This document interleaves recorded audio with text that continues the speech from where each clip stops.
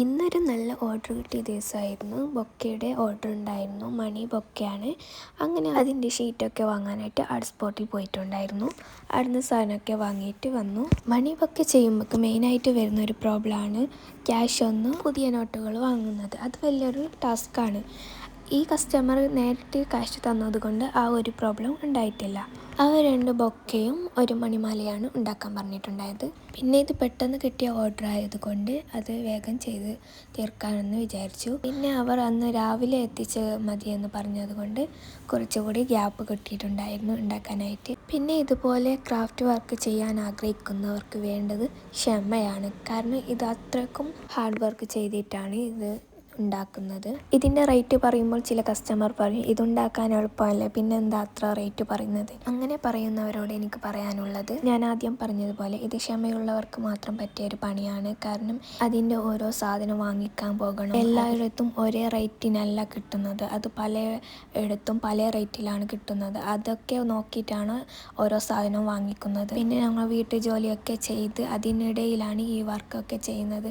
അപ്പോൾ ഇത് ടൈം എടുത്തിട്ട് വേണം ഈ വർക്കൊക്കെ ചെയ്യാനായിട്ട്. അപ്പോൾ ഇതൊക്കെ പറഞ്ഞത് വേറൊന്നും കൊണ്ടല്ല. കുറേ ആൾ റേറ്റ് പറയുമ്പോൾ ഇതുപോലെ അഭിപ്രായങ്ങൾ പറയാറുണ്ട്. അപ്പോൾ അവരുടെ കൂടി ഒരു ഹാർഡ് വർക്ക് നിങ്ങളൊന്ന് മനസ്സിലാക്കണം. ഇനി അതവിടെ നിൽക്കട്ടെ, നമുക്ക് വീഡിയോയിലേക്ക് വരാം. ഇനി ബൊക്കെ ഉണ്ടാക്കാനായിട്ട് ഞാനിവിടെ ഇതുപോലെ ഫ്ലോറൽ ഫോമിലായിട്ട് ഇതുപോലെ സ്റ്റിക്ക് ചെയ്ത ക്യാഷ് ഇങ്ങനെ വെച്ച് കൊടുക്കുന്നുണ്ട്. ഇതിൻ്റെ ഡീറ്റെയിൽ വീഡിയോ ഞാൻ വേറെ അപ്ലോഡ് ചെയ്യാം. അപ്പോൾ നിങ്ങളതൊന്ന് കണ്ടോക്കാം. ഒരു ഷീറ്റ് എടുത്ത് അതിൻ്റെ 2 സൈഡായിട്ട് ഇങ്ങനെ മടക്കി കൊടുത്ത് അതൊന്ന് സ്റ്റിക്ക് ചെയ്യുക. പിന്നെ വേറൊരു ഷീറ്റ് എടുത്ത് അതിൻ്റെ 2 സൈഡായിട്ട് കട്ട് ചെയ്ത് വെച്ച് കൊടുക്കുക. അപ്പോൾ എത്രയേ ഉള്ളൂ അത് ചെയ്യാനായിട്ട്. 2 ബൊക്കെയാണ് കസ്റ്റമർ തന്നിട്ടുണ്ടായത്. അങ്ങനെ ഒരു ബൊക്ക റെഡി ആയിട്ടുണ്ട്. ഇനി അടുത്തതും കൂടി ചെയ്തെടുക്കുക.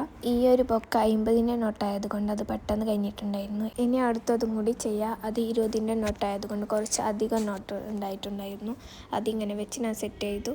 അതും ചെയ്തെടുത്തു. ഇനി അതൊക്കെ ചെയ്തതിന് ശേഷം അതിൻ്റെ ഫോട്ടോ സെക്ഷനാണ്. ഇതുപോലെ ബാക്ക്ഗ്രൗണ്ടൊക്കെ സെറ്റ് ചെയ്തിട്ടാണ് ഓരോ ഫോട്ടോസൊക്കെ എടുക്കുന്നത്. അതൊക്കെ കഴിഞ്ഞതിന് ശേഷമാണ് ഇതിൻ്റെ റിയാലിറ്റി നിങ്ങളൊന്ന് കാണാൻ പോകുന്നത്. ഇതൊക്കെയാണ് ഇതിൻ്റെ അവസ്ഥ. ഇനി ഇതൊക്കെ ഒന്ന് ക്ലീൻ ചെയ്തിട്ട് വേണം അടുത്ത വർക്ക് ചെയ്യാനായിട്ട്. ഇതിൻ്റെ ട്യൂട്ടോറിയൽ വീഡിയോ ഞാൻ അപ്ലോഡ് ചെയ്യുന്നതാണ്. അപ്പോൾ എല്ലാവരും കണ്ടോക്കാം. അങ്ങനെ ഇതോടുകൂടി 2025 അവസാന ഓർഡറും കൂടി കഴിഞ്ഞ് ഇവിടെ വീഡിയോ അവസാനിപ്പിക്കുന്നു.